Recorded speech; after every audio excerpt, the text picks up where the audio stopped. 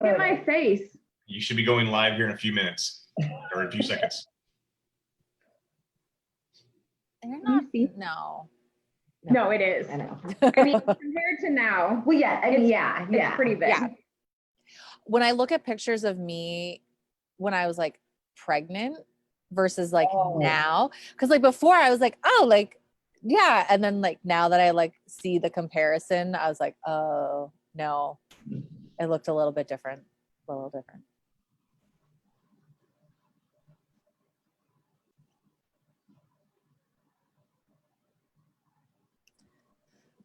I'm gonna message Kyla. Is she the one who's doing the questions? Yes. Okay. Now, will we see who's logging on? No? No. Oh, okay, good. So it's just Unless us three. you can run it on yours. Oh, but I think would that bother the, You just have to have the sound off. I want to see if our boys, anything. Okay, we're gonna give it about another minute, let more people log on, and then we're gonna get started. Okay, cool. Oh, this is not Brian, that's Sam. That photo, Oh, why does he have? because they're really good friends. Oh. And they're funny. I don't know why the event says join. Oh, do you have to join that group? I hope that's Waiting for Kyla. Oh, Kyla had to join the other page. All right, so we're just waiting on, Kyla has to join the behind the mic page. Oh, okay. So as soon as she gets through that, then, did you not join? No, no, because it was asking me to log into Facebook and I don't remember my password. No, when I like switched to a new phone like about a month ago, and I had to like reset all my passwords because I don't remember any of them. Okay. All right, we're gonna get started. We have 22 people streaming right now. Woo! So, Ooh. all right, good evening, everyone. Thank you guys for joining us. I am here with Dana sitting next to me, and Julia is on the other screen. So we are going to get started into our ladies' night. We have a bunch of topics to cover. This is interactive, so I would like that you guys would ask questions through the Facebook Live portion. They're gonna get messaged to us. We can cover anything, any questions, any comments, any other topics that we don't cover. We would like you guys to join us. This is for you all, so if there's something you wanna know about, then let us know. So I'm gonna let Julia and Dana give a little introduction to themselves. I know you guys, most of you have probably seen on the Facebook page some of their certifications, but I'll let Dana go first. Hi, so I am Dana Molsessian. I am a mom of 4 adult children, ranging in ages from 22 to 17. I am married for 25 years. I'm 43. I grew up not being athletic. So I went from the couch, found fitness probably the past 11 years and went down a road of walking, running, CrossFit. My main sport now is weightlifting, which has done some good for me. So we'll talk about that down the line, but it's good to be here. Thanks, guys. Julia? Yeah, hi, I'm Julia. I'm a mom of a 1. He is 8.5 months old. So I have my own little pandemic baby, which has been a whole slew of interesting. I have my own private practice. I'm a licensed social worker. So I'm a therapist is my full-time job. And then I have kind of put on coaching on a hold right now, just because when you have an 8-month-old, life is very interesting. So, but before that, I was coaching CrossFit. I'm a level 2 CrossFit coach. I also have certifications in kids courses and weightlifting. I do love barbells are like my jam. I love them so much. Some of that has been put on hold because of my son's schedule. So I do work out, but now in the basement, sometimes dumbbells, rowing, Peloton. It's a mix of what I can kind of get in. Yeah, so that's me. All right, thank you, ladies. And I am Kelly. So I am Command Sergeant Major in the U.S. Army. I've been in, it'll be 21 years in March, which is kind of crazy to think about. I've been in sports my entire life. I used to power lift at Smitty's gym in Flora with a bunch of really awesome people. That's really where I got my start with the barbell. Joined the Army, kind of got fit, but not really, just whatever the Army made me do. I found CrossFit in 2012 when I moved to Colorado, and fell in love with it because I like the barbell. I like the atmosphere of it. I have my L2 certification and gymnastics certification in CrossFit, and I am also a Army Master Fitness Trainer. More than anything, I just have a passion for this because I did not grow up at a time when fitness and nutrition were super important. So as I've gotten older and evolved and met different people across the United States every time I moved, and I've really found a passion for what we're about to talk about. So that being said, so the first topic we are going to cover, one that is very important to all of us, especially to me, is body image. So I'm going to let Dana start with a little bit of her history of body image. So my history, growing up, I just was one of the thicker girls. I ran around with the thinner girls, so it made me even think I was more thicker. My body just naturally, I can develop muscle. So I was always the thicker. And funny story, Kelly and I were talking earlier that in high school, I remember being thinking, and I look back at the photos and of me in high school, and it's totally completely different, but I used to think I was fat in high school. So, because I was thicker, I had the thicker legs. And I remember trying to go on a diet and stealing my grandmother's or my aunt's diet pills, those Dexatrin or whatever they're called, little red pills. Oh my gosh, it was like speed. Oh my God. So just trying to lose weight, and it never worked because I wasn't fat. I didn't have weight to lose. It was just, I was thicker. So I always just went through, always thinking on the thicker side, comparing myself to my thin friends who could wear these little cute little shorts and look all cute because they had the little legs and little boots they could fit easily into. And I had to get the extra wide ones because of my legs. So that's my little body image story of how I grew up. So with my body image issues. Julia? Yeah, I think growing up, I was never one of like the thin girls. And so very similarly, always compared myself to others, and had a really kind of like off and on relationship with myself. And it wasn't really until after graduate school, I got invited to try CrossFit by some of my coworkers and fell in love with it. And that was kind of when I started to associate like muscle and strength with beauty, and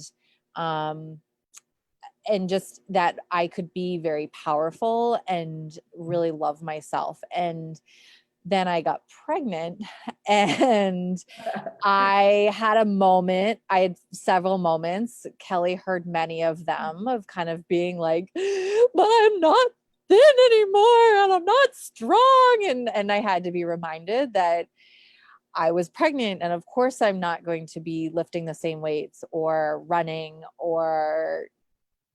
so I very much had a whole learning process of having to relearn how to love my body, carrying my son, and then kind of postpartum, very much kind of in that process of learning that my stretch marks are part of my beauty, and kind of that's honestly still a learning curve. There are definitely days where I'm like, oh my God, these like stretch marks, like they're there because I like grew my son, and oh my God. And then there's other days that I'm like, cut them off. what are they? So definitely there are good days and there are not so good days. And it's a journey. It's a process. Yeah. I just want to make sure everybody knows that Julia still beat me in workouts, probably up until like at least the 4 to 6 month mark when she was pregnant. So, like, I'm gonna take her. Don't let her fool you. When she said she wasn't strong, she was pretty freaking amazing. I think that was also because there was like an assault bike in there. Like, yes, I do remember that. Yes, but still, you still beat me. I had a pretty similar growing up as far as the body image issues. my sister and I are very close in age and ended up in the same grade for pretty much all of our school age years. And she was very tiny, even from the time that we were toddlers, and I was much more on the thicker side. So it was hard to see her in the size 0 when I was like a size at that time. I think it was like 7 or 9, whatever like the junior's time was. And at that time, again, high school, I wouldn't say I had any issues with any of the girls. I don't remember any of the girls being mean. They were all very much thinner than I was, but I don't remember any like mean girls talking about weight or anything like that. I do remember the boys though. And I told these ladies a story the other day. I still to this day, I remember everything about this exact moment. I was on a field trip to Eastern Illinois University. And can't remember what we were doing there, but the group was getting ready to go have lunch and we were crossing a intersection, a street. And one of the boys in my class yells, oh, I started to run across the street because I didn't want to get hit by a car. And one of the boys yells, oh, look, there's Kelly. Of course, she's going to run to eat first. And at the time, I was like, oh, that was kind of a dick thing to say. But the more I thought about it, like, that was a pretty dick thing to say, especially in front of everybody. And at the time, I thought I was a little bit heavier because that's just kind of a way I was growing up. Comments that people had said, my size was so much bigger than my sister. I was so much bigger than everybody on the volleyball team and softball team. And just for reference, I'm going to show a picture. If you guys can see, this is my sister and I, our senior prom. And I look back now at that picture, like, oh my God, I was maybe 120 pounds then. Isn't that crazy? But I thought I was fat. Yeah. Because that's what people were telling me and I didn't know any better. And so when we talk about body image, it's not so much, necessarily just how you feel, it's how others make you feel. It's how society makes you feel.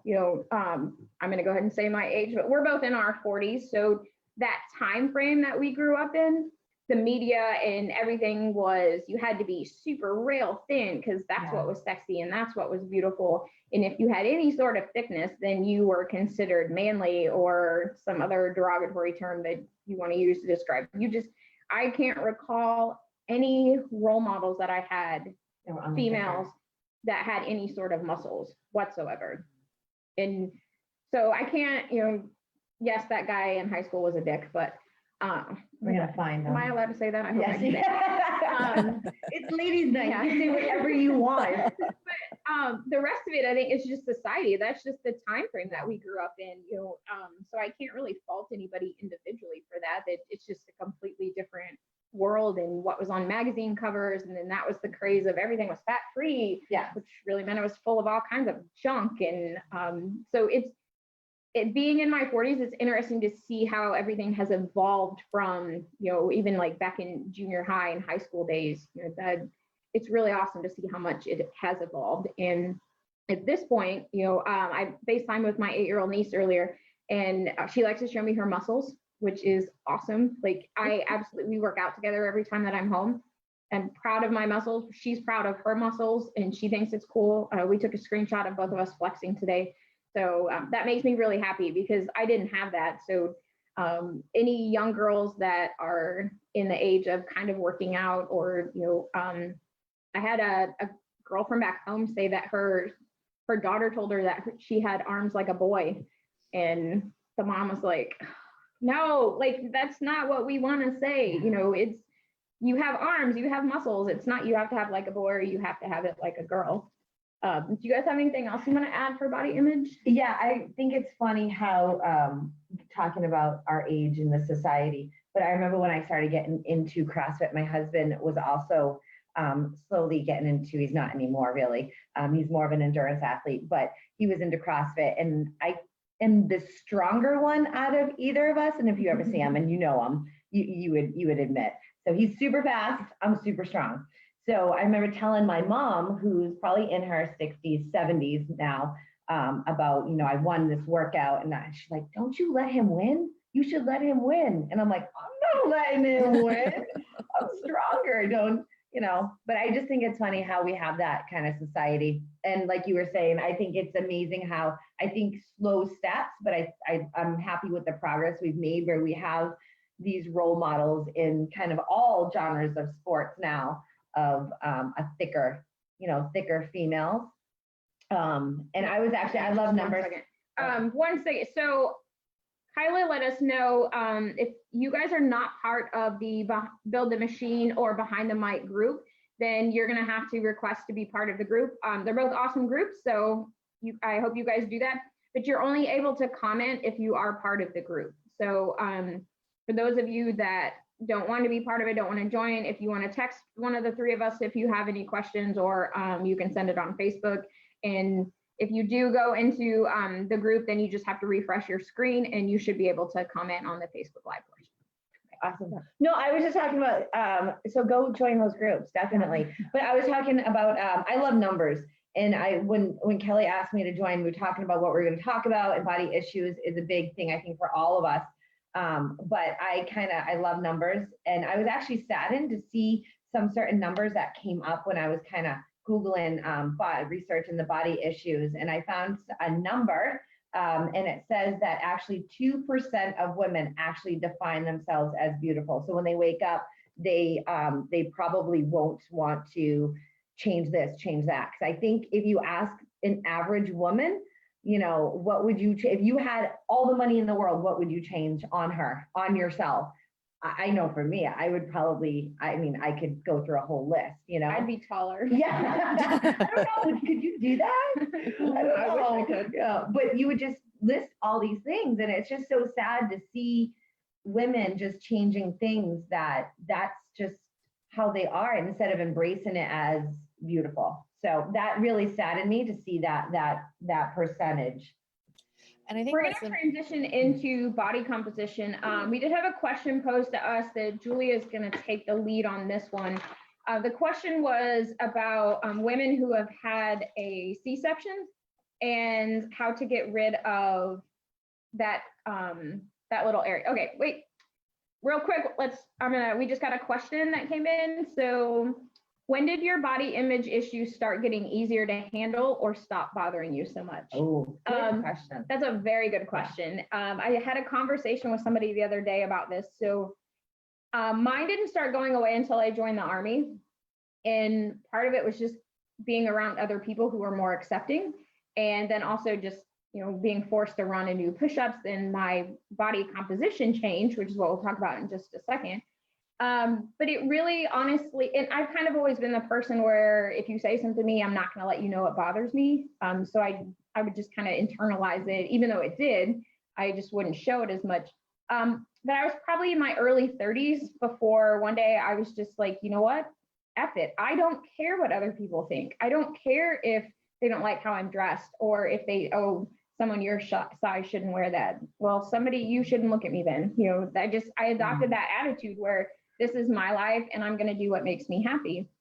And I remember the first time, this when I was in Denver, I took my t-shirt off at the gym and was just working out in shorts and a sports bra. And for me, that was really hard because in CrossFit at that time, I mean, so many abs. There's so many, younger, smaller women that just like six packs everywhere. And it was hot as hell in the gym. And I'm like, I can't stand this. I'm just going to take my shirt off.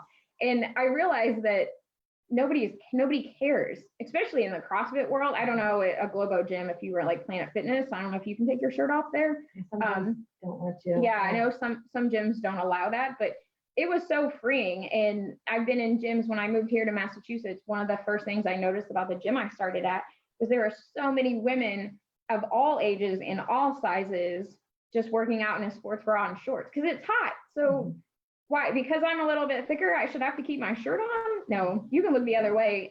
But I will say that at least in the gyms I've been to, I've never had an issue with people making comments, or you shouldn't have your shirt off. I think everybody's accepting, I don't notice what the person next to me is wearing, so I'm going to assume they don't notice what I'm wearing. And yeah, I just say F it. I'm gonna be happy in whatever I want to wear. Yeah. For me, I think it was the same thing. It was when I went into CrossFit, walking into my current gym right now. I remember walking in there and seeing a few of the ladies.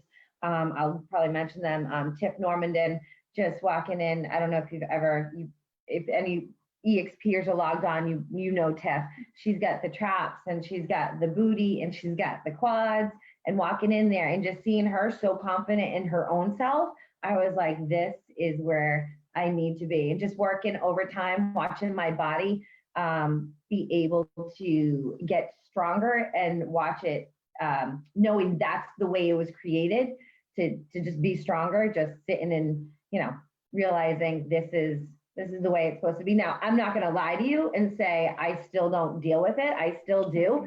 We were having a little conversation earlier, talking about it. And for my 40th, I am over 40, so 40 plus a few years.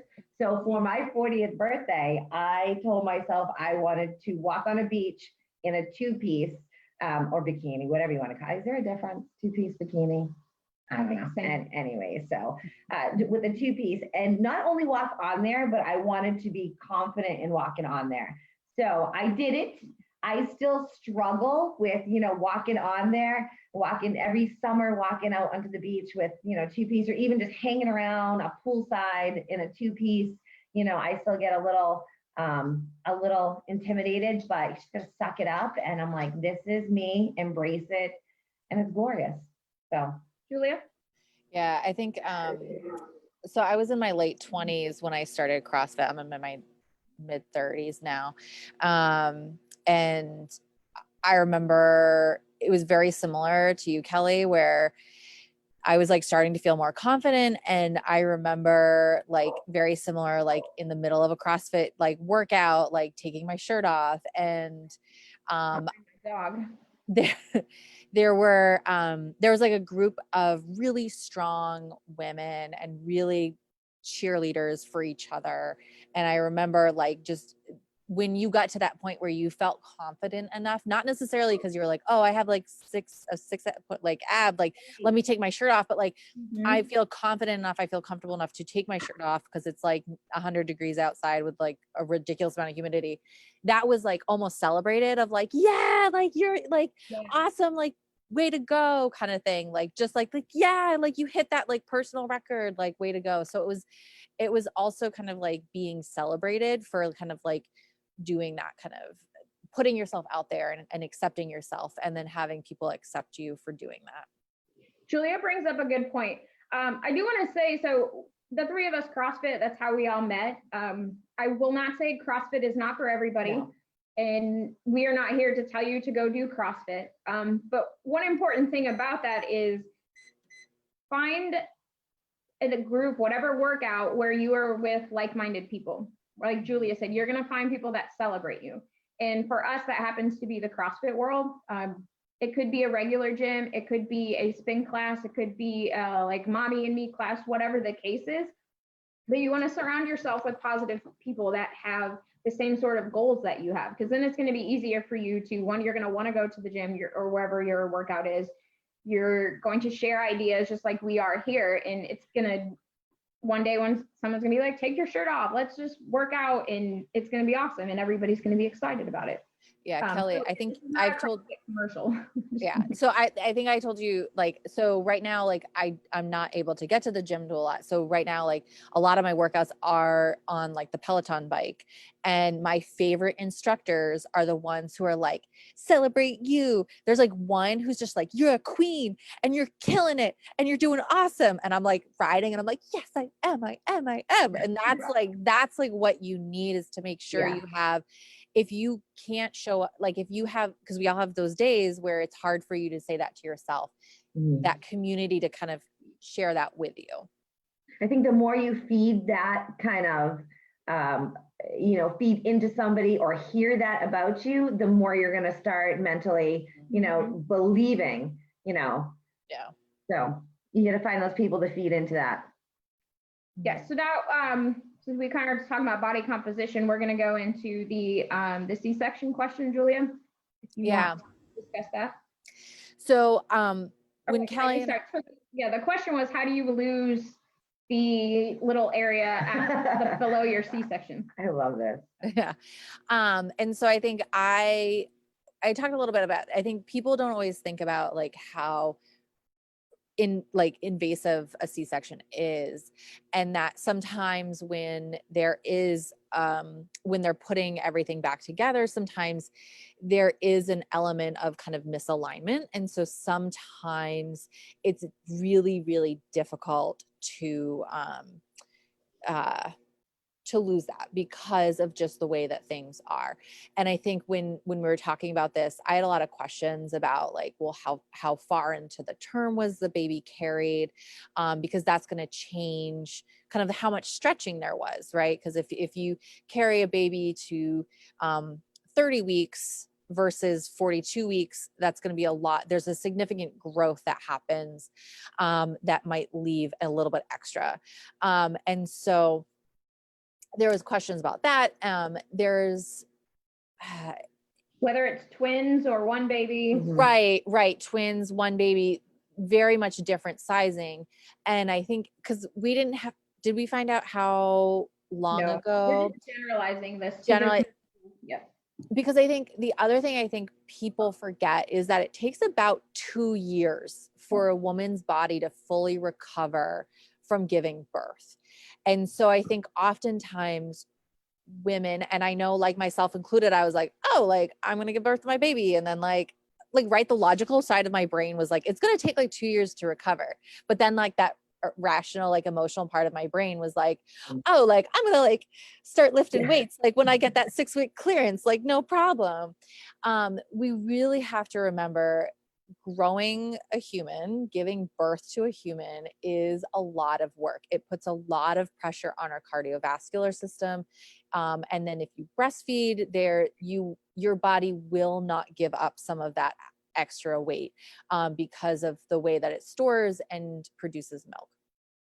And so the short answer is it takes time. The long answer is doing a lot of rehab around your pelvic floor, doing a lot of rehab around your core, making sure there's no complications in your healing. I think there's been a lot of like little like blurbs out there about like the separation. So our separation, a lot of times women don't fully heal. And so if your core is weak, if there has been separation that hasn't fully healed, it kind of your abdominal, like your lower abs are not able to heal either. So I think there's a lot of targeted rehab and physical therapy that you can do to heal from that. But the other side of it is time. And that's so hard to hear, right? Because like you give birth to your baby and you're ready to kind of like lose the baby weight. And it's so hard to hear, like, it takes your 2 years to like heal from your kind of giving birth. There are a lot of programs out there that are very targeted towards moms, the good and the bad. I think there are a lot of people where they'll say like, oh, do these like 5 exercises and you'll heal automatically. And those are a little bit more wary. There's a lot of programs out there. And I think Kelly, you and I talked about a few. I think we're going to try to list a few, but like BirthFit, there's street parking, some other stuff have very targeted for postpartum women that help do all of that healing.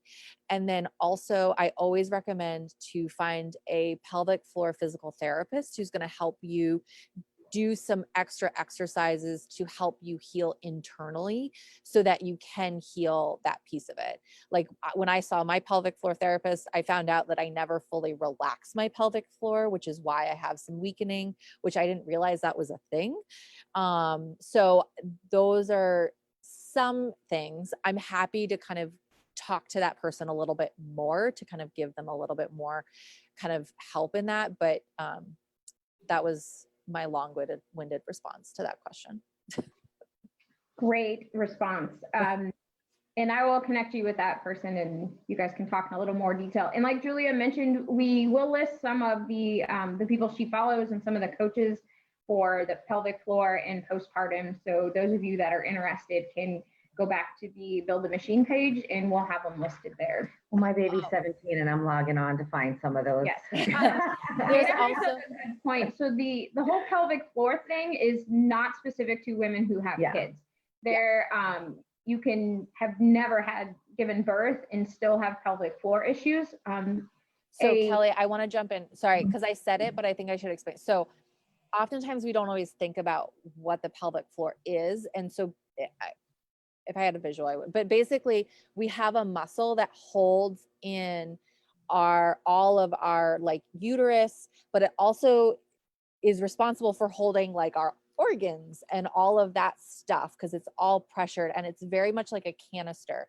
And so sometimes like if you pee when you sneeze, I was just gonna say, yeah. that's your pelvic floor being tired and unable to contract when it needs to contract. And so a lot of times you have, it can be urinary incontinence. People could have other leakage issues. And it's a muscle that all women have, all men have. Men can have issues with their pelvic floor, but it is that muscle that holds up your uterus and all your organs. So in our world of weightlifting, I don't know if I want to say it's common. It's not uncommon. So I wouldn't know the percentage, but I have witnessed several women who have peed on a weightlifting platform because the weight's very heavy. I've also known some that when they do double unders, the jump rope, Oh my God. that they pee. And I know some who've had kids and some who have never had kids in their early 20s. So again, the pelvic floor issue is not just for women who have kids. It's for anybody. So if you have some of those issues, then reach out to one of us. I know this is not like, we don't want to blast this on, hey, so-and-so said they have pelvic floor issues. So feel free to message one of the three of us and we can link you guys up with some online exercise and talk a little bit more in depth about the pelvic floor if you're interested. So we're going to stay kind of with the body composition. One of the other questions we had was, we had a woman want to talk about weight fluctuations. So if any of you have ever stepped on a scale, you weigh different in the morning than you do in the evening. What you weigh on Monday, you probably aren't going to weigh on Thursday. Your cycle plays a big role in that. How much water you drink, how much water you're retaining, sodium. So the question was, how do you deal with weight fluctuations and not losing weight as quickly as you want to? So Dana, I'll let you take that one. Oh, good. Well, so I'm in the weightlifting world. So my weight is something I'm always conscious of. I'll be honest with you. In my sport, I weigh myself every day, but I also have worked to a healthy acceptance of what's on the scale. But I also know, and we'll talk about it, I think, the difference between what is on the scale and your body composition. So for me, I compete at a certain weight range. And when I train, I'm out of that weight range, definitely, especially right now after the holidays. So for me, my weight is always fluctuating. I try to stay within a certain weight range with any given like 5 to 8 pounds within from competition to training. But then you have to take into account too, like you said, your cycle. Your cycle is going to throw it off. If I go out to eat and I have a super salty pretzel bites or anything like that, So good. that was so good. Something like that, that's going to affect my body as well. And I actually like to watch that, so I know how my body almost responds to certain things. If the number's up a little high, I'm like, okay, well, maybe my body doesn't respond well to, that, and maybe keep that something, that's something on a special treat or something like that. But I usually just stick to about a 5 to 8 pound weight range. And then once I start teetering that 8 pounds, it's just reeling it in. So for an average person, I would say probably weigh yourself once a week. I think you're going to go crazy weighing yourself every day. Dana has a specific reason to. So for her, that's what works. And every day your weight is going to be different. Is when you do weigh yourself, make sure you're consistent with where the scale is, because even moving it from carpet versus tile floor can make a difference.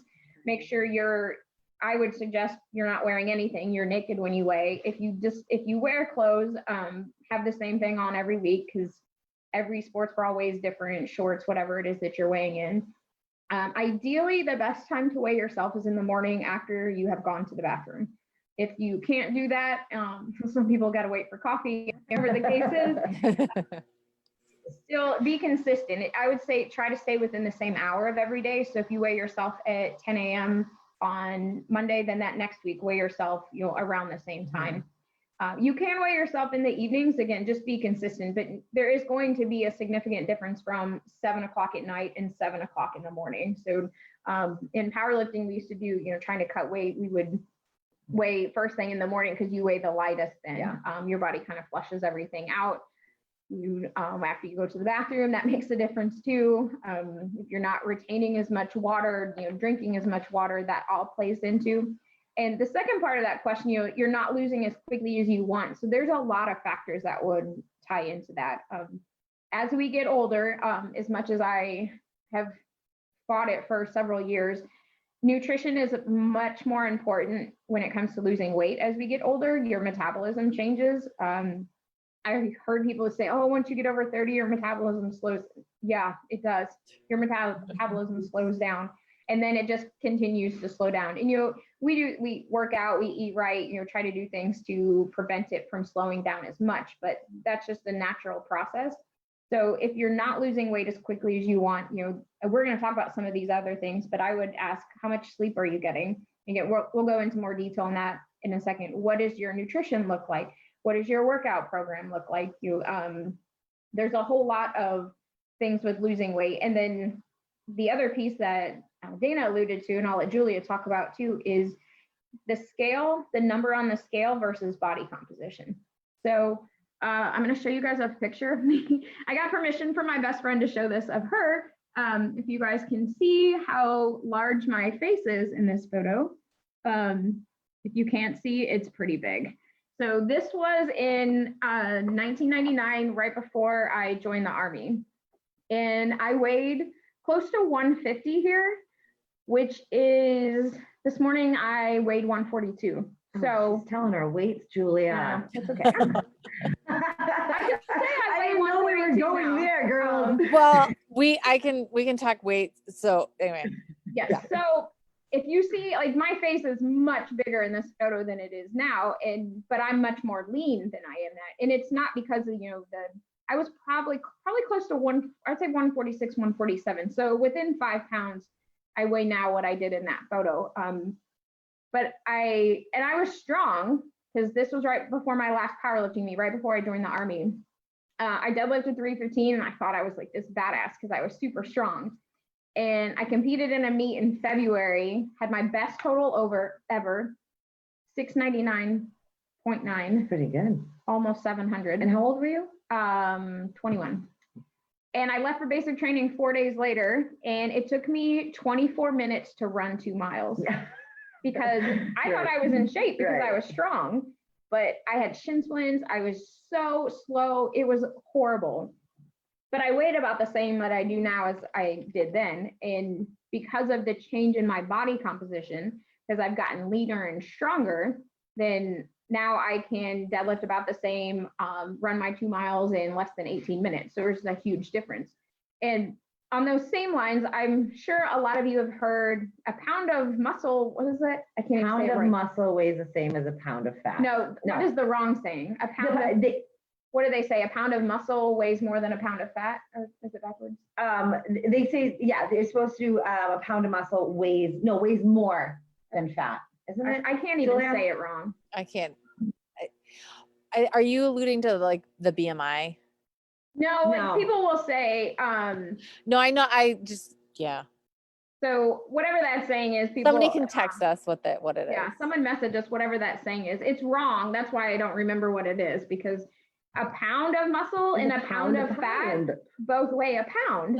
So the difference is you are leaner when you have more muscle than when you have fat. Okay. So that's where you're physically going to look different. So in this picture, when I'm 147 and my face is huge, it's because I have less muscle. And now I am much more lean and weigh about the same, but it's not because it's the fat and the muscle. Julia, did you have? Oh, I wanted to give an example of, so when I was pregnant, when I started my pregnancy, I was around 155, 160. Cause again, very much like Dana, I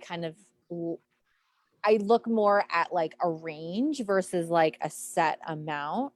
And then I think when I was admitted to the hospital, I was like 210, 215. But like, I remember the nurse saying, because after he was born, I had to be transferred to another bed and I wasn't allowed to get up. And so I made a joke about how like, oh, they probably want like a couple nurses because of how I knew how much I weighed. And the nurse made a comment about how she was really surprised at how much I had weighed because I didn't look like that.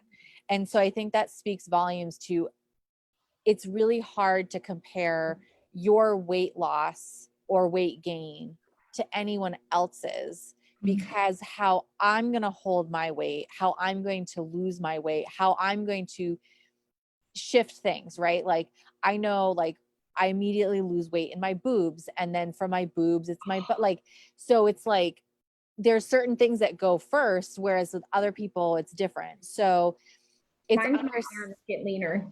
My arms and shoulders get leaner. That's my boobs. Not losing those.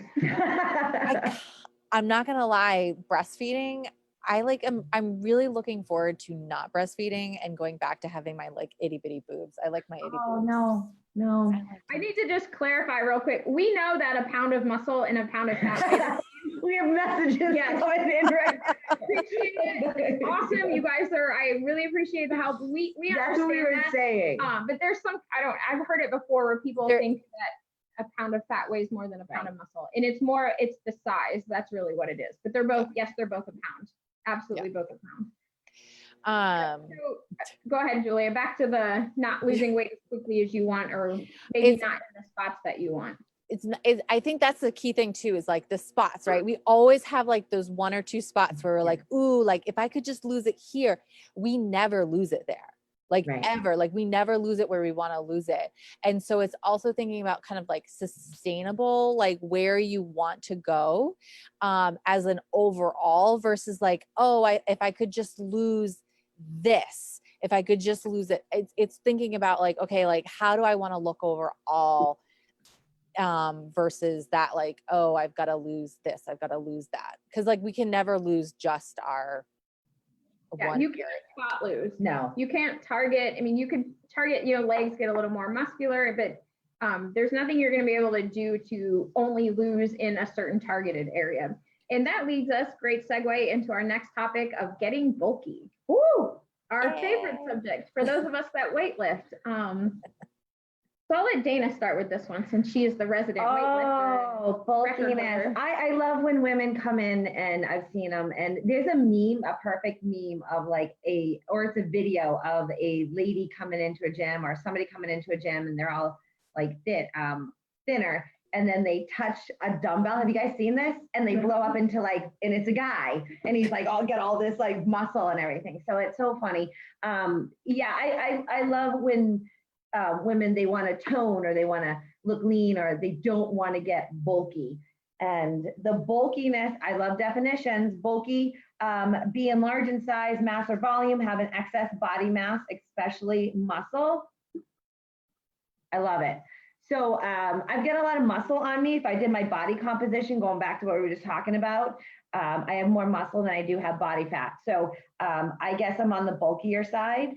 Women come into the gym and they don't want to get bulky, and they're not going to be able to because we don't have the testosterone. I think in some women's minds, they're thinking of those Olympian bodybuilders who, if I can be honest with you, there's a little substitute help in that area to get to that size, because we can't, as women, get big and bulky or big and huge like Arnold. You're not gonna lift some weights and look like Arnold. You're not going to. We don't have the testosterone levels to do that unless you have help from a certain chemical.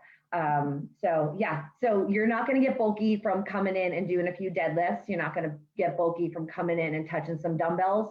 You're not going to get bulky unless you might develop some muscle mass, which is great. It's sexy. It looks great. But you're not going to blow up that. Yeah. You're not going to blow up to that weight, Olympian, looking Arnold type of. Because I think too, like if you want to think about like women are, I mean, everyone's prone to like osteoporosis, right? But like when we lift weights, our bone density increases. And so it's more about thinking about like, okay, what are the long-term side effects of this, like lifting weights, lifting dumbbells? And a lot of it is positive, right? It's we feel good. We are increasing our bone density, so you're less at risk for breakage later on in life. And it might change the way you look a little bit, but it typically is for like I remember like when I could like flex and like you could see like a muscle, I was like, what is this? Yes. And then you flex in every mirror you walk past. Yes. Yeah. And you're like, Let me get that for you over there. Yes. yeah. So We they're might be able definitely, to do tops tonight and do that on yeah.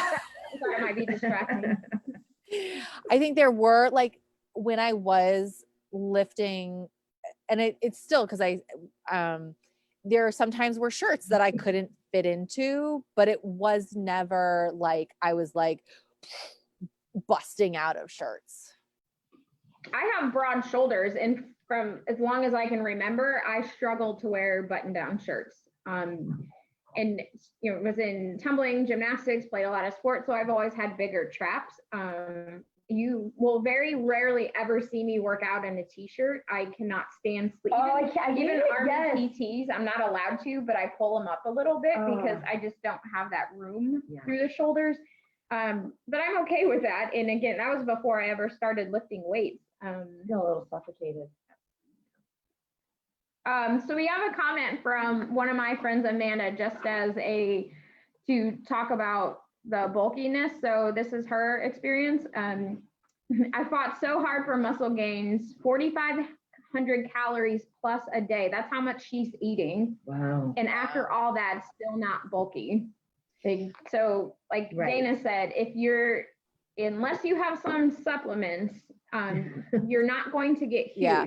And or very targeted, like, so some of like the like bikini or like Olympians, like they're in global gyms doing like tricep dips or like the tricep, like very poignant like exercises to form those specific muscles.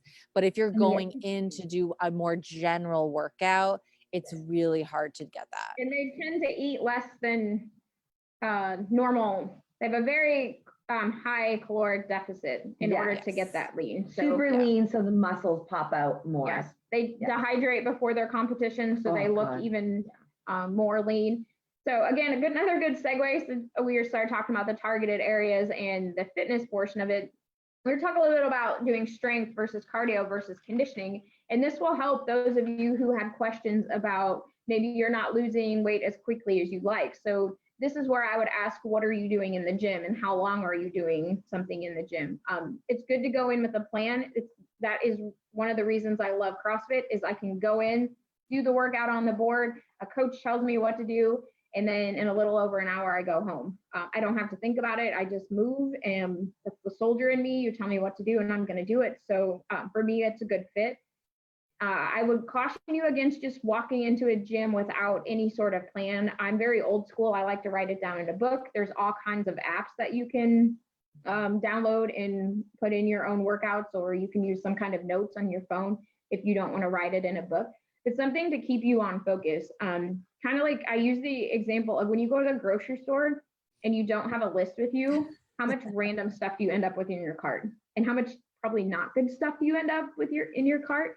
So if you go in with a list, unless it's Target, but if it's a grocery store, I stick with the list, I'm good to go. So that focus will help you get through whatever it is you're doing at the gym. So again, we're going to talk about strength versus cardio versus conditioning. Julia, do you want to start with that? Yeah. So I think when we were talking about it, we were talking a little bit about how when I heard this, I was like, wait, what? Is that like when you get off a treadmill, you stop, like you're burning calories when you're running, you get off the treadmill, you stop burning calories. You do weightlifting, and because your body needs to repair and recover, you still burn calories after you're done lifting weights. So I think that's why I think some people see quicker results when they include weights in their workout. But there's also different ways to include weights into your workout. So you could do lighter weights for more reps. You could do heavier weights for less reps. And those two things Talk are about that, Julia. What's the lighter weights for more reps versus what's the difference? So the lighter reps for more, so lighter weight for more reps is more about conditioning and creating that ability to sustain. And then the heavier for shorter reps is more about building strength. So it's conditioning the muscles versus building the muscles.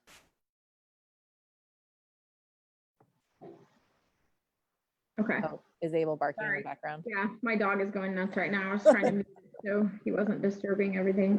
Dana, do you have anything to add to that? No, I think it's super interesting. Since I'm in the strength-based sport, my sport, yeah, we go for, we're usually working anywhere from 70 to 80% in our training of our 1 rep max. So, but we only will have, a few sets, maybe 4 sets for doubles, maybe.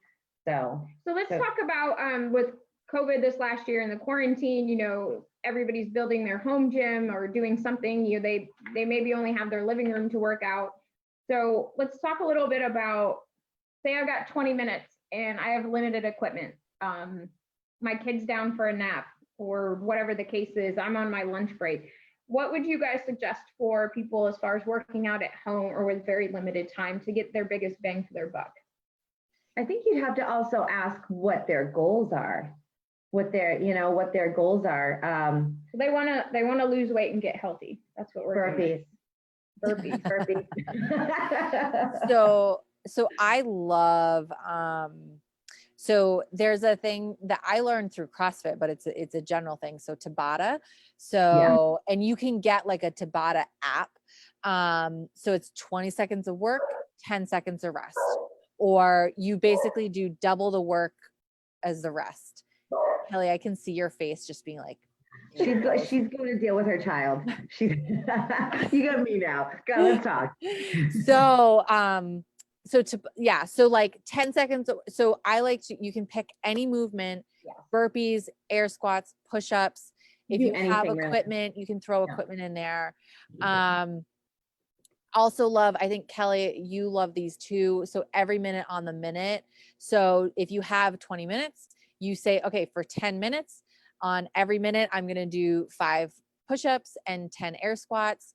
And then you do those movements for that minute. And then you do that for 5 minutes or 10 minutes. You do those movements for as long as it takes you, and then you rest the rest of the minute. Yeah. So if it takes you 20 seconds, then you rest for 40 seconds. So it's just right at the beginning of the minute. So I think those are 2 really good things to kind of pull out of the bag, so to speak. Yep. So for those of you listening, again, we appreciate everybody joining us. We're getting some questions and lots of comments. So just kind of to wrap up that fitness piece, because I know this is important, especially with January New Year's resolution. If you don't have much time, 20, 30 minutes, we suggest that you try a Tabata workout. Again, you can use just body weight or you can add weight. Jump rope is another good one. And the Tabata is 20 seconds of work, 10 seconds of rest. And then as Julia mentioned, we call it an EMOM, every minute on the minute. So pick a couple of exercises, again, body weight, or if you have some dumbbells, kettlebells, you can do a lot of stuff with just a couple of kettlebells. Pick a couple of movements, do something where you have anywhere from probably 20 to 40 seconds that takes you, and then rest the rest of the time. With the EMOM, the whole point is to have a little bit of rest. So you don't want to do too much where your entire minute is taken up and then you're just doing rounds. But again, if you guys have any questions and want to know a little more specific about workouts, I know I posted street parking on the Build a Machine page, and there's a couple of other ones that you can do online. There's all kinds of workout programs. I would do a little research though, because everybody has access to the internet and just throwing crap on there. So make sure if you're taking something online that it's reputable. I'd suggest try to find somebody who's done it or use that same company. And a lot of them now have switched their programming to do at home or minimal equipment. Yeah. because of COVID and the gyms closing and all that. Julia? Kelly, yeah, I was just gonna say, and really think about like what fits your life for right now, right? So like before I had William, I was working out 5 to 6 times a week in a CrossFit gym. Now that I have William, my son, and there's a lot of factors going in involved that I work out in my basement, and I've chosen to, most of my workouts are on the Peloton, and that's what's working for me right now. And that's until I can get back into the gym, and then we'll go back to doing weightlifting. So kind of really picking the workouts that will be functional for you, sustainable, and isn't going to be like, oh my God, I have to go do this thing. Like, like pick something that you're like, oh man, like I get to, like, I really want to do this today. Or like, maybe I don't love to do this, but like, it's going to be, I find the benefit in it. Mm-hmm. Right. So we're going to talk for just a few more minutes. There's one other thing I really want to talk about is having a healthy relationship with food. Because that's not something that I had growing up. And I feel like that's pretty common being in environments where if you think you're a little bit heavier, then you're ashamed to eat, or you have to work it off in front of, what did you say? Or you have to like, oh, if I eat this cookie, I have to like go work out an extra like 10 minutes. A cookie.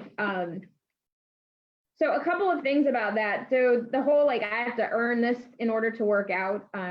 That's not a good mindset to be in, because then you are forcing yourself. It's almost like working out as a punishment for eating something. And I know there are times, I have these times, I'm sure Dana and Julia can both attest to that, where mentally you just get run down and you don't like the way you look, you don't like the way you feel, and it doesn't matter, your body is going to be the same as it was the day before, but today mentally you were just not accepting it.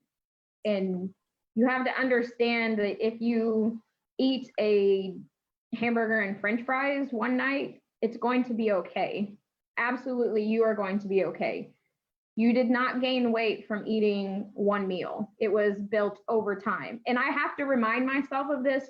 All I did last night, we went out to dinner with friends, and I'm trying to stay pretty strict to my macros. And I stressed for about 2 hours yesterday, looking at a menu, trying to figure out what I could get to fit my macros, because I didn't want to go over them. But then I also wanted to have fun. So at one point I was just like, this is stupid.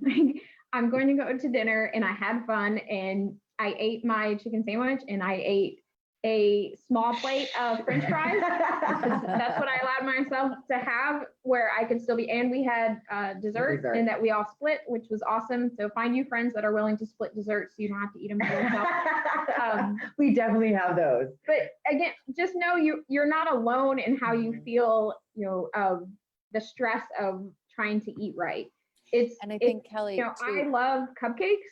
I mean, Julia's a baker, and she's an amazing baker. I didn't know that. Oh my God, she's so good. I love sweets, and I know that if I have a cupcake today, it'll be okay. I just can't have a cupcake every single day, and pizza and other things that are not healthy for me.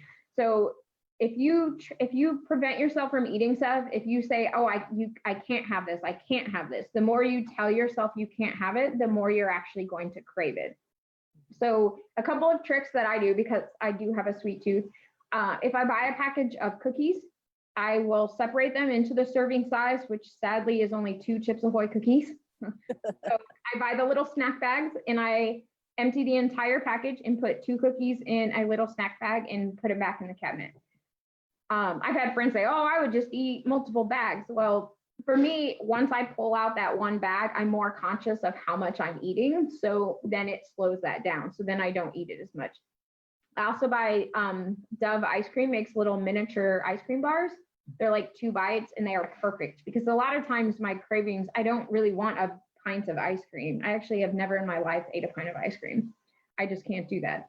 But the little tiny bars are just perfect, in my craving is curbed, and then I can go back to eating my apples and salad and all of that. So Dana, what is your experience with SARS, like healthy relationship with food, and advice that you can give to those listening? Yeah, so my background, I have had an unhealthy relationship with food ever since my childhood, but with my weightlifting, it has forced me to to create a healthy relationship, realizing, food makes me stronger. So I'm not going to say I can't have something. I'm going to be conscious, just like Kelly was saying, going out to eat. Right now, I'm gearing up for a meet in about 60 days. So I did the same thing as Kelly last night, looked at what I could have. Okay, great. We ordered dessert. And I really enjoyed the dessert. It was so So it was good. so good. But I noticed with both of us, we had a few bites and then we gave it to some of One of our the other guys. friends and they ate it for the rest of it. So it was just having that taste, allowing yourself, okay, I want a little bit of this. I'm going to have a little bit of this and I'm not going to die. I'm not going to blow up. I'm not going to, it's not going to be the end of the world. Let me have a little bit of it. For me though, in my home, I don't usually bring the things that I can't control. I have a few items that I can't bring into my home because I will eat the entire thing because Girl Scout cookies. What? Girl Scout. Well, Girl Scout cookies, yeah. But I can't have blueberry Chex cereal in my house. I can't. I will eat the whole box. I also have an issue with binge eating too. So for me, I have to acknowledge my triggers and what kind of starts that. So for me, I don't bring it in the house. I do have now living in my home, I have also my 3 teenage sons who bring in a lot of food. So that's a whole different subject. But so for me, I don't bring it in, but I also am like you were saying, like for me, I go by certain macros. I don't know if we're going to talk about them, but my certain what I eat in a day, I will actually have the snack pack apples already done. So I love the snack packs as well. It's super simple, calories right there. I know what I'm eating and that's it. But other times I don't bring it in my house. So that's my go-to, my safety net. So I'm very similar in terms of if it's in the house, I will eat it. Right. I do not have the willpower that Kelly has of like even like to say like it's usually like I have 2. I'm the type of person who's like, and then I'm gonna go back and have 2 more. So I usually like I bring something in that I know, like if I bring in cookies, that's gonna be eaten. So I actually do something more like I actually will bring in Chex like cereal, and that will be enough sweetness for me to kind of satiate kind of that desire. And then it's also kind of like knowing why I'm craving it. So fun fact, this is like my therapist brain's going to come in. I love it. We evolutionarily, when we were hunter gatherers, we used to not have a sustained food source. So when you found something that was really calorically dense, like fatty stuff, your body actually started releasing serotonin and dopamine. Those are the happy hormones. They would release those hormones to kind of say like, this is good, we need to eat more of this. And so the people who survived actually adapted this really well. So when you actually eat cookies or eat ice cream or eat chips, eat those like really calorically dense items, your body actually releases those hormones, the serotonin, the dopamine. And that's why you feel good when you eat them.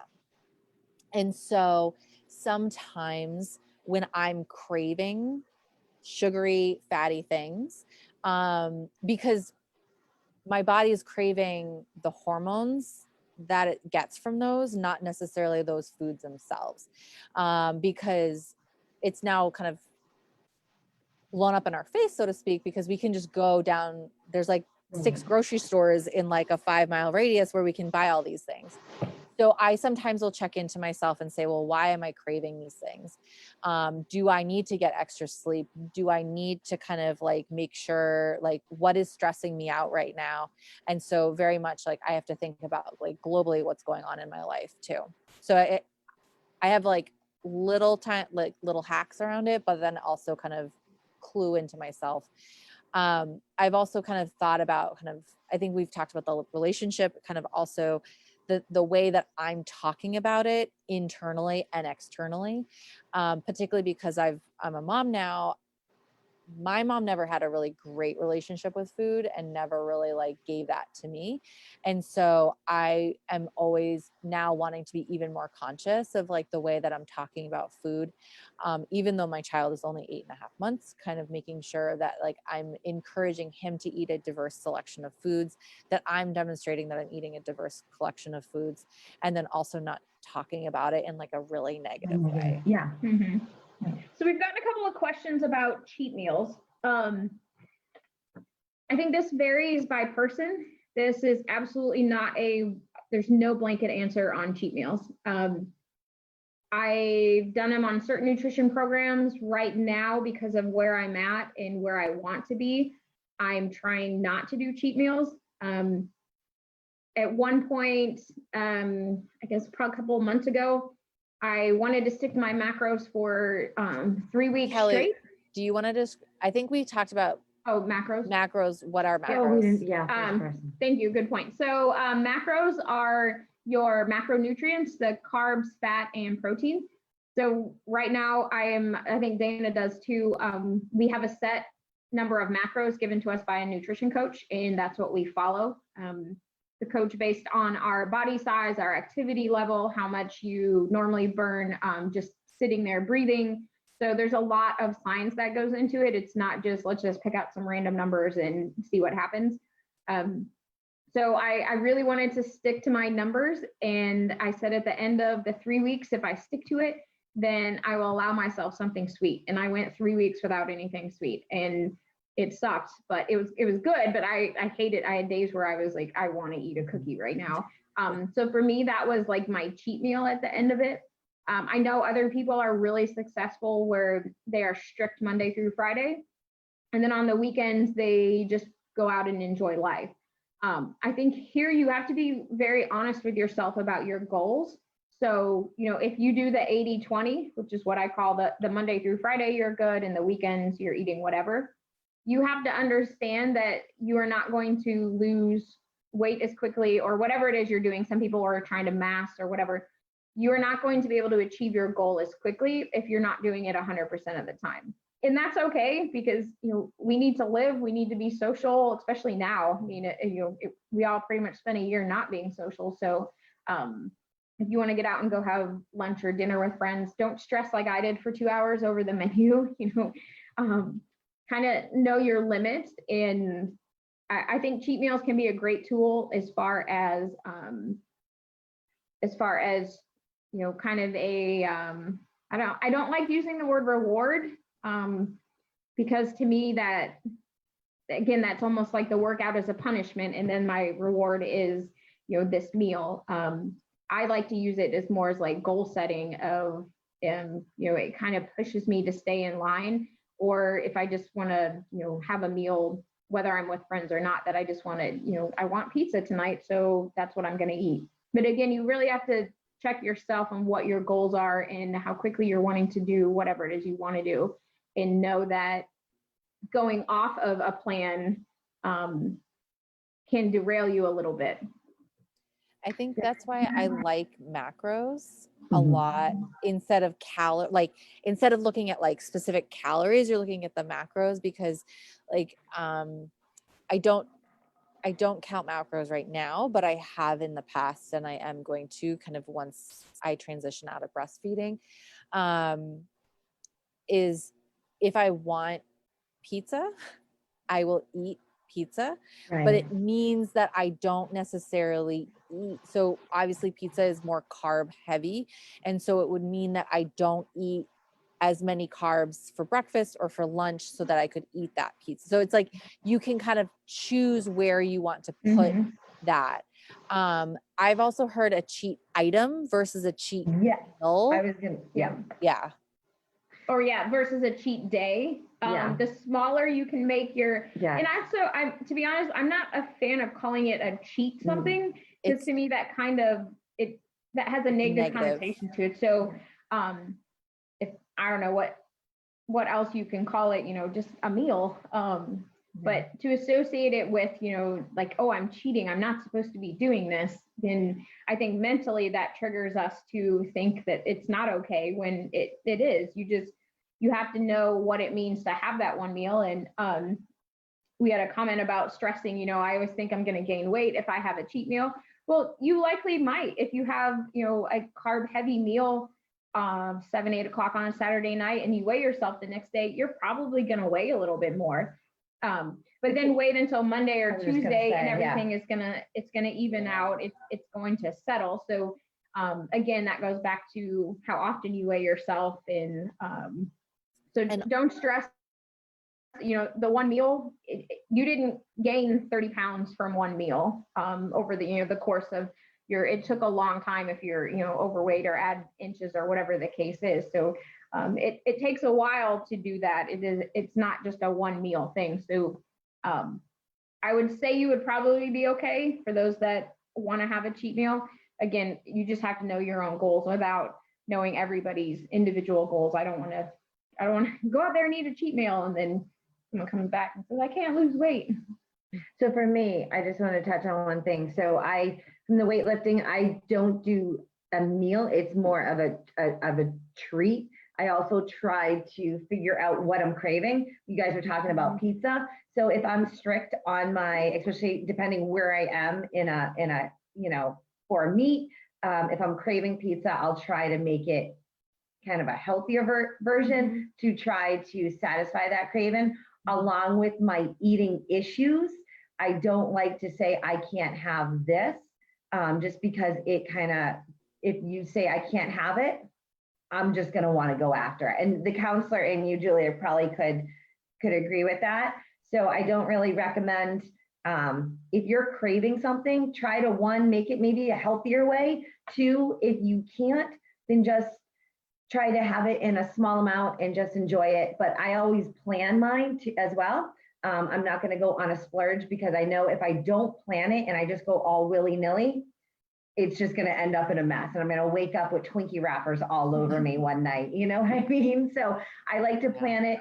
I like to have that cheat item, or, if we're still calling it that, trying to make it a healthier version and just not denying yourself anything. So. Okay, so I think the last thing we're going to talk about real quick, because we are an hour and 15 minutes into this. So I know it's kind of late and attention spans are starting to drain just a little bit. So the last thing I want to talk about is recovery and sleep. So Julia, do you want to start with that? Talking about the flushing the cortisol and what the cortisol means and repairing muscles? Yeah. So everyone has a central nervous system, and your central nervous system is kind of what keeps you alert, keeps you aware. And throughout the day, we have a natural buildup of cortisol. That's kind of responsible for our fight, flight, freeze response. And again, I can go to all the history of that. I love neurobiology. Anyway, so one of the things that sleep actually does is it helps reset, right? It helps flush the system of all of that buildup that you have during the day. It helps reset your mind. It helps convert your short-term memories into long-term memories. It helps repair things. And so if you are finding when I went through my first few months with my son, actually just up until about a month ago when he started sleeping through the night, I was getting up throughout the night and I was finding myself, I couldn't remember. I was just feeling blah on so many levels. It's because my body wasn't given that time to really reset and refresh. And so I was sore all the time. I couldn't remember anything, to name a few things that were happening. So sleep is so important. Recovery and rest is so important. If you're working out 7 days a week throughout the year, you're going to have some issues. Your body is going to start breaking down and not necessarily letting go of the fat or build the muscle that you want. So it's really, you can easily find it harder to lose weight if you're working out too much and you're not getting enough rest. Yes, because your body just can't recover. And so I think a lot of times as a coach, I would hear, well, what what should my workout schedule be? And it really differs from person to person, from time to time, because what my body needs to recover is going to be very different than someone else's. And so it's really learning what are your kind of cues to kind of let you know that something isn't right, and that maybe you need to think about a rest day or an active recovery day. So when we say active recovery, it's maybe not necessarily going for like a long run or lifting a lot of weights, but like maybe just taking your dog for a longer walk, or kind of like just going on a bike for a couple minutes, or Yoga's a good one. yoga, stretching, something like that, that's going to be very, very more reparative, that allows you to still move. And so it's kind of finding that balance for yourself about sleep, nutrition, and rest. Awesome. Do you have anything you want to add with the sleep? It's super important. I know as a coach, when my athletes come in and they just have a crappy old workout and they're down on themselves, my one question is, how much sleep did you get? You know, I think a lot of people, especially nowadays, they think they can survive on 4 to 5 hours, and it's impossible. An average person needs at least 7 to 8 hours. And they're saying, I love a book, Matthew Walker, Why We Sleep. I'm a big sleep junkie. I track my sleep all the time, so I'm big into that. But anything under 6 hours of sleep on a consistent basis opens you up for so much obesity, migraines, they're saying now. So you're not letting that body rest and repair. So much, super important. Try to get that sleep as much as you can. And I understand during the stress of this last year, or just having kids and busy schedules. So I feel like 7 to 8 hours, you say that and people are like, I can't do that. That's crazy. That's the goal. Try. Again, try to get more than 6 hours if you can. You know, set up some routines so you try to go to bed consistently. Same thing with your kids. You know, if they're on a consistent sleep schedule, that's going to help them out tremendously at school. And, you know, being more alert is going to help the teachers out. So, you know, the kids will be able to pay attention. And I think, Kelly, too, when you think about like, if you can't, so like I couldn't control that my son was getting up a couple times a night, just because like developmentally that was really appropriate for him. So for me, it was like, I knew I couldn't get the amount of sleep that I needed, but then I needed to like make sure I was like then checking in, being like, okay, am I drinking enough water? Am I like at least moving my body? Like I did a lot of yoga. I did more yoga right after I was kind of home with him, and more stretching, more rehab in that way. So kind of, if I couldn't get the sleep, just because logistically, like I just couldn't, it was, am I making sure I'm eating my fruits and vegetables? Am I drinking my water? Am I moving my body in what way? It's kind of checking in with yourself about how do you heal yourself in other ways, if just logistically, if you can get that sleep, try to get that sleep. Julia brings up a good point, kind of some of the pillars of the importance of being healthy. You know, years and years ago when I was growing up, healthy meant you were skinny, and we know now that that's not the case. So some of those, drinking enough water, ideally you should be drinking a half an ounce per body pound. So I'm 142 pounds, so I should be drinking 71 ounces of water a day. I know for some people that's ridiculously high. I get that. That's what you should be doing. That's what your body, especially if you're working out, is going to help you recover. So try to drink as much water as possible. I know some people who drink no water whatsoever, which Kelly, blows my mind that they can do that and still live. Just for FYI for people, and I know people don't like to hear this, but honestly, look at your pee. If your pee is a darker color, like a more like dark yellow, like if it's brown, we've got some bigger issues. But if it's like a darker color, like you need to be drinking more water. Like your pee should be a light yellow or clear. I actually like sometimes like I'll pee and be like, yep, I'm doing my job. And then on other times I'm like, get some water in me right now. So use it as a charts in basic training. Inside the bathroom, there's legit charts on the color of pee. I think we have one in EXP. Yeah. So water is hydration, water. No, water and coffee doesn't count. I love coffee, but it doesn't count. Just straight up water. You can do the flavored waters. Sleep is the other one. nutrition, and move your body. So if like Julie said, if you got those 4 things. So let's take out, you can't get enough sleep, focus on the nutrition, the water, and the movement that day. So there are some days where I can't do all 4. It's just busy life. It's just the Army is screwing things up, what I have planned. But like Julia said, try to do some of those things each day. And over time, you will find yourself feeling better. So we got one more question before we log off. More of a physical therapy question. Do you have any tips specifically for sore knees during workouts? I will say, there's a whole wide range of reasons why your knees could be sore. Generally, I would say most people who have sore knees has a lot to do with weakened muscles and tendons around their knees. So they focused on the big lifts. They've done squats, for years and years and years, but they haven't done any of the other kind of, I call them bodybuilding movements to more stabilize and build. So lunges or single leg deadlifts or something to work the hamstrings and the quads specifically to break down each of those muscle groups and the tendons versus just doing the big overload. But if you are having knee problems, I would say you need to get it checked out. Go to a physical therapist. I'm a big fan of physical therapy. Spent most of my time here in Massachusetts at a physical therapist office. So falling off the Kelly, pinboard. So, but again, without seeing the knees or knowing specifically where the pain is, but generally what I have learned from 20 years of the Army beating up my body, wherever something hurts, it's generally something else actually causing that pain. and just FYI, I actually have knee issues because, and one of the things that was explained to me that women typically, so we have wider pelvises than men. And so the way our legs naturally go is more like inwards.